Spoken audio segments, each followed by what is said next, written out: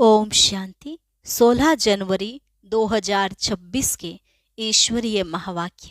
पहले सुनते हैं मुरली के मुख्य पॉइंट्स। बाबा ने कहा, तुम्हें हर रोज जो रूहानी भोजन मिलता है उसको फिर उगाड़ना चाहिए। बुद्धि में फिरता रहे आज कौन कौन सी मुख्य पॉइंट्स सुने। बच्चों को यही फुरना होना चाहिए, हमको सतो प्रधान सच्चा सोना बनना है। ज्ञान को अच्छी रीति धारण कर ऊंच पद पाना है। फिर बाबा ने कहा, यहाँ है याद की मेहनत। याद ही टाइम लेती है, तो याद का पुरुषार्थ करना चाहिए। अंदर में अपने साथ बातें करनी होती हैं। बाबा, आप फिर से आकर मिले हो, आपने ही हमको बादशाही दी थी। मीठे बाबा, आप तो हमें बहुत अच्छा रास्ता बताते हो। आपकी श्रीमत पर हम जरूर चलेंगे।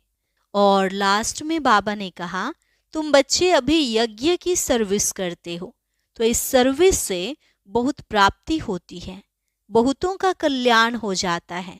तुम्हारे पास कोई भी आए उसको तुम मना नहीं कर सकते। हर आत्मा का हक है अपने बाप से वर्षा लेने का। और अब सुनते हैं महावाक्यों को विस्तार से। मुरली का सार। मीठे बच्चे, तुम जो भी कर्म करते हो उसका फल अवश्य मिलता है। निष्काम सेवा तो केवल एक बाप ही करते हैं। प्रश्न, यह क्लास बड़ा वंडरफुल है, कैसे? यहाँ मुख्य मेहनत कौन सी करनी होती है?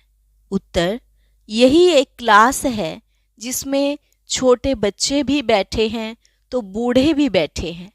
यह क्लास ऐसा वंडरफुल है जो इसमें अहिल्याएं, कुब्जाएं, साधु भी आकर एक दिन यहाँ बैठेंगे।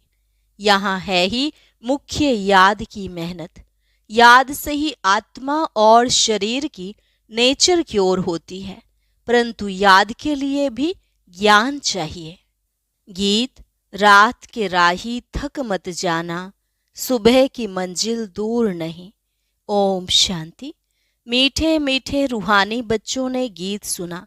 रूहानी बाप बच्चों को इसका अर्थ भी समझाते हैं। वंडर तो यह है, गीता अथवा शास्त्र आदि बनाने वाले इनका अर्थ नहीं जानते, हर एक बात का अनर्थ ही निकालते हैं। रूहानी बाप जो ज्ञान का सागर पतित पावन है, वह बैठ इनका अर्थ बताते हैं। राजयोग भी बाप ही सिखलाते हैं। तुम बच्चे जानते हो, अभी फिर से राजाओं का राजा बन रहे हैं। और स्कूलों में ऐसे कोई थोड़े ही कहेंगे कि हम फिर से बैरिस्टर बनते हैं। फिर से यह अक्षर किसको कहना नहीं आएगा। तुम कहते हो, हम 5000 वर्ष पहले मिसल फिर से बेहद के बाप से पढ़ते हैं। यह विनाश भी फिर से होना है जरूर। कितने बड़े बड़े बॉम्ब्स बनाते रहते हैं, बहुत पावरफुल बनाते हैं, रखने लिए तो नहीं बनाते हैं ना। यह विनाश भी शुभ कार्य के लिए है ना। तुम बच्चों को डरने की कोई दरकार नहीं है। यह है कल्याणकारी लड़ाई। बाप आते ही हैं कल्याण के लिए। कहते भी हैं, बाप आकर ब्रह्मा द्वारा स्थापना, शंकर द्वारा विनाश का कर्तव्य कराते हैं। सो यह बॉम्ब्स आदि है ही विनाश के लिए। इनसे जास्ती और तो कोई चीज है नहीं। साथ साथ नेचुरल कैलेमिटीज भी होती है, उनको कोई ईश्वरीय कैलेमिटीज नहीं कहेंगे। यह कुदरती आपदाएं ड्रामा में नोंद है, यह कोई नई बात नहीं। कितने बड़े बड़े बॉम्ब्स बनाते रहते हैं, कहते हैं हम शहरों के शहर खत्म कर देंगे। अभी जो जापान की लड़ाई में बॉम्ब्स चलाए, यह तो बहुत छोटे थे, अभी तो बड़े बड़े बॉम्ब्स बनाए हैं। जब जास्ती मुसीबत में पड़ते हैं, सहन नहीं कर सकते, तो फिर बॉम्ब्स शुरू कर लेते हैं। कितना नुकसान होगा, वह भी ट्रायल कर देख रहे हैं। अरबों रुपया खर्चा करते हैं। इन बनाने वालों की तनख्वाह भी बहुत होती है, तो तुम बच्चों को खुशी होनी चाहिए। पुरानी दुनिया का ही विनाश होना है। तुम बच्चे नई दुनिया के लिए पुरुषार्थ कर रहे हो। विवेक भी कहता है पुरानी दुनिया खत्म होनी है जरूर। बच्चे समझते हैं कलयुग में क्या है, सतयुग में क्या होगा। तुम अभी संगम पर खड़े हो, जानते हो सतयुग में इतने मनुष्य नहीं होंगे, तो इन सब का विनाश होगा। यह कुदरती आपदाएं कल्प पहले भी हुई थी। पुरानी दुनिया खत्म होनी ही है। कैलेमिटीज तो ऐसी बहुत होती आई हैं, परंतु वह होती हैं थोड़े अंदाज में। अभी तो यह पुरानी दुनिया सारी खत्म होनी है। तुम बच्चों को तो बहुत खुशी होनी चाहिए। हम रूहानी बच्चों को परम पिता परमात्मा बाप बैठ समझाते हैं। यह विनाश तुम्हारे लिए हो रहा है। यह भी गायन है, रुद्र ज्ञान यज्ञ से विनाश ज्वाला प्रज्वलित हुई। कई बातें गीता में हैं जिनका अर्थ बड़ा अच्छा है, परंतु कोई समझते थोड़े ही हैं। वह शांति मांगते रहते हैं। तुम कहते हो जल्दी विनाश हो तो हम जाकर सुखी होंगे। बाप कहते हैं सुखी तब होंगे जब सतो प्रधान होंगे। बाप अनेक प्रकार की पॉइंट्स देते हैं। फिर कोई की बुद्धि में अच्छी रीति बैठती है, कोई की बुद्धि में कम। बुढ़ियाएं समझती हैं शिव बाबा को याद करना है बस। उनके लिए समझाया जाता है अपने को आत्मा समझ बाप को याद करो। फिर भी वर्षा तो पा लेती हैं, साथ में रहती हैं। प्रदर्शनी में सब आएंगे। अजामिल जैसी पाप आत्माओं, गणिकाओं आदि सबका उद्धार होने का है। मेहतर भी अच्छे कपड़े पहनकर आ जाते हैं। गांधी जी ने अछूतों को फ्री कर दिया, साथ में खाते भी हैं। बाप तो और भी मना नहीं करते हैं। समझते हैं इन्हों का भी उद्धार करना ही है। काम से कोई कनेक्शन नहीं है। इसमें सारा मदार है बाप के साथ बुद्धि योग लगाने का।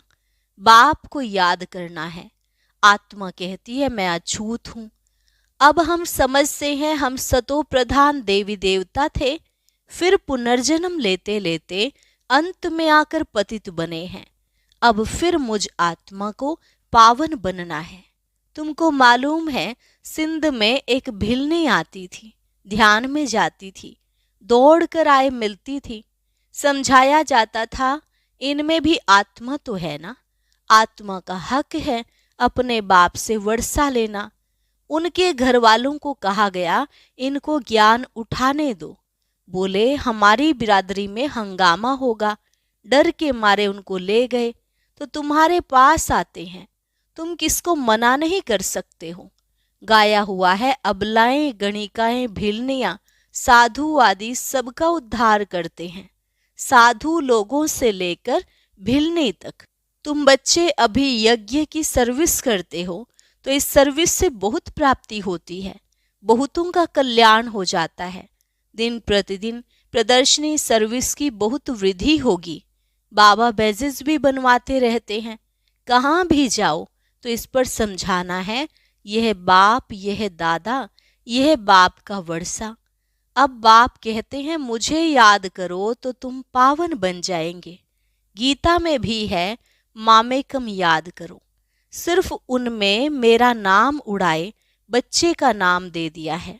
भारतवासियों को यह पता नहीं है कि राधे कृष्ण का आपस में क्या संबंध है। उनके शादी आदि की हिस्ट्री कुछ भी नहीं बताते हैं। दोनों अलग अलग राजधानी के हैं। यह बातें बाप बैठ समझाते हैं।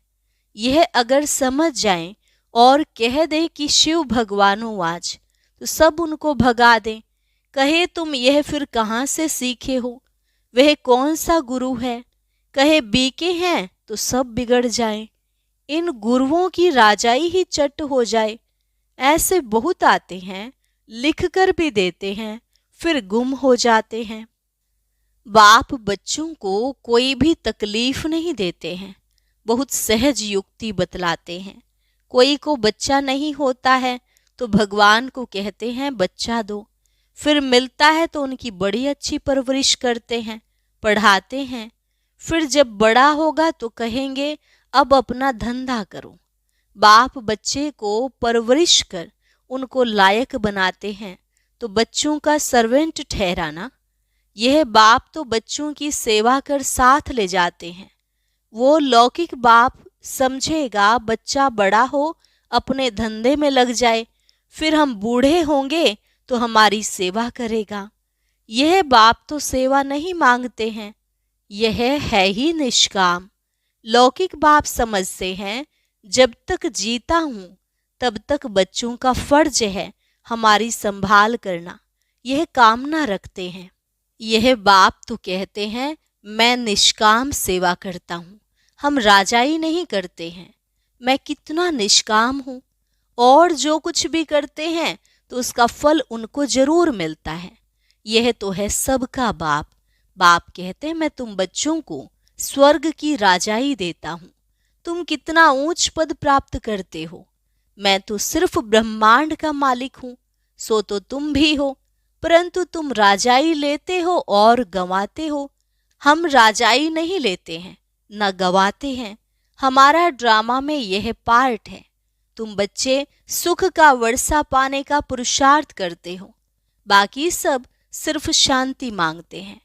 वो गुरु लोग कहते हैं सुख कागविष्टा समान है, इसलिए वह शांति ही चाहते हैं। वह यह नॉलेज उठा न सके, उनको सुख का पता ही नहीं है। बाप समझाते हैं शांति और सुख का वर्षा देने वाला एक मैं ही हूँ। सत्युग त्रेता में गुरु होता नहीं, वहां रावण ही नहीं, वह है ही ईश्वरीय राज्य। यह ड्रामा बना हुआ है, यह बातें और किसकी बुद्धि में बैठेंगी नहीं। तो बच्चों को अच्छी रीति धारण कर और ऊंच पद पाना है। अभी तुम हो संगम पर, जानते हो नई दुनिया की राजधानी स्थापन हो रही है, तो तुम हो ही संगम युग पर, बाकी सब हैं कलयुग में। वह तो कल्प की आयु ही लाखों वर्ष कह देते हैं, घोर अंधियारे में है ना। गाया भी हुआ है कुंभकर्ण की नींद में सोए पड़े हैं, विजय तो पांडवों की गाई हुई है। तुम हो ब्राह्मण, यज्ञ ब्राह्मण ही रचते हैं। यह तो है सबसे बड़ा बेहद का भारी ईश्वरीय रुद्र यज्ञ। वह हद के यज्ञ अनेक प्रकार के होते हैं, यह रुद्र यज्ञ एक ही बार होता है। सत्युग त्रेता में फिर कोई यज्ञ होता नहीं, क्योंकि वहां कोई आपदा आदि की बात नहीं। वह है सब हद के यज्ञ, यह है बेहद का। यह बेहद बाप का रचा हुआ यज्ञ है, जिसमें बेहद की आहुति पड़नी है। फिर आधा कल्प कोई यज्ञ नहीं होगा, वहां रावण राज्य ही नहीं। रावण राज्य शुरू होने से फिर यह सब शुरू होते हैं। बेहद का यज्ञ एक ही बार होता है, इनमें यह सारी पुरानी सृष्टि स्वाहा हो जाती है। यह है बेहद का रुद्र ज्ञान यज्ञ। इसमें मुख्य है ज्ञान और योग की बात। योग अर्थात याद। याद अक्षर बहुत मीठा है, योग अक्षर कॉमन हो गया है। योग का अर्थ कोई नहीं समझते हैं, तुम समझा सकते हो। योग अर्थात बाप को याद करना है। बाबा आप तो हमको वर्षा देते हैं बेहद का। आत्मा बात करती है, बाबा आप फिर से आए हो, हम तो आपको भूल गए थे। आपने हमको बादशाही दी थी, अब फिर आकर मिले हो। आपकी श्रीमत पर हम जरूर चलेंगे। ऐसे ऐसे अंदर में अपने साथ बातें करनी होती हैं। बाबा आप तो हमें बहुत अच्छा रास्ता बताते हो, हम कल्प कल्प भूल जाते हैं, अभी बाप फिर अभूल बनाते हैं। इसलिए अब बाप को ही याद करना है, याद से ही वर्षा मिलेगा। मैं जब सम्मुख आता हूँ तब तुमको समझाता हूँ, तब तक गाते रहते हैं तुम दुख हरता सुख करता हो। महिमा गाते हैं, परंतु न आत्मा को न परमात्मा को जानते हैं। अभी तुम समझते हो, इतनी छोटी बिंदी में अविनाशी पार्ट नूंधा हुआ है। यह भी बाप समझाते हैं। उनको कहा जाता है परम पिता परमात्मा अर्थात परम आत्मा। बाकी कोई बड़ा हजारों सूर्य मिसल नहीं हूं, हम तो टीचर मिसल पढ़ाते रहते हैं। कितने ढेर बच्चे हैं, यह क्लास तो देखो कितना वंडरफुल है। कौन कौन इसमें पढ़ते हैं। अबलाएं कुब्जाएं साधु भी एक दिन आकर बैठेंगे, बुढ़ियाएं, छोटे बच्चे आदि सब बैठे हैं। ऐसा स्कूल कभी देखा? यहाँ है याद की मेहनत। यह याद ही टाइम लेती है। याद का पुरुषार्थ करना, यह भी ज्ञान है ना। याद के लिए भी ज्ञान, चक्र समझाने के लिए भी ज्ञान। नेचुरल सच्चा सच्चा क्योर इसको कहा जाता है। तुम्हारी आत्मा बिल्कुल प्योर हो जाती है। वह होती है शरीर की क्योर, यह है आत्मा की क्योर। आत्मा में ही खाद पड़ती है। सच्चे सोने का जेवर सच्चा होता है। अभी यहाँ बच्चे जानते हैं शिव बाबा सम्मुख आया हुआ है। बच्चों को बाप को जरूर याद करना है। हमको अब वापस जाना है, इस पार से उस पार जाना है। बाप को, वर्षे को और घर को भी याद करना है। वह है स्वीट साइलेंस होम। दुख होता है अशांति से, सुख होता है शांति से। सतयुग में सुख, शांति, संपत्ति सब कुछ है। वहां लड़ाई झगड़े की बात ही नहीं। बच्चों को यही फुरना होना चाहिए, हमको सतो प्रधान सच्चा सोना बनना है, तभी ऊंच पद पाएंगे। यह रूहानी भोजन मिलता है, उसको फिर उगाड़ना चाहिए। आज कौन सी मुख्य पॉइंट्स सुने, यह भी समझाया। यात्राएं दो होती हैं, रूहानी और जिस्मानी। यह रूहानी यात्रा ही काम आएगी। भगवान उवाच मन मना भव। अच्छा, मीठे मीठे सिकिलधे बच्चों प्रति मात पिता बाप दादा का याद प्यार और गुड मॉर्निंग। रूहानी बाप की रूहानी बच्चों को नमस्ते। रूहानी बच्चों की रूहानी बाप दादा को नमस्ते नमस्ते, गुड मॉर्निंग। शुक्रिया बाबा, शुक्रिया। धारणा के लिए मुख्य सार। पहली पॉइंट, यह विनाश भी शुभ कार्य के लिए है, इसलिए डरना नहीं है। कल्याणकारी बाप सदा कल्याण का ही कार्य कराते हैं। इस स्मृति से सदा खुशी में रहना है। सदा एक ही फुरना रखना है कि सतो प्रधान सच्चा सोना बन ऊंच पद पाना है। जो रूहानी भोजन मिलता है उसे उगारना है। वरदान, स्वयं को जिम्मेवार समझकर हर कर्म यथार्थ विधि से करने वाले संपूर्ण सिद्धि स्वरूप भव। स्वयं को जिम्मेवार समझकर हर कर्म यथार्थ विधि से करने वाले संपूर्ण सिद्धि स्वरूप भव।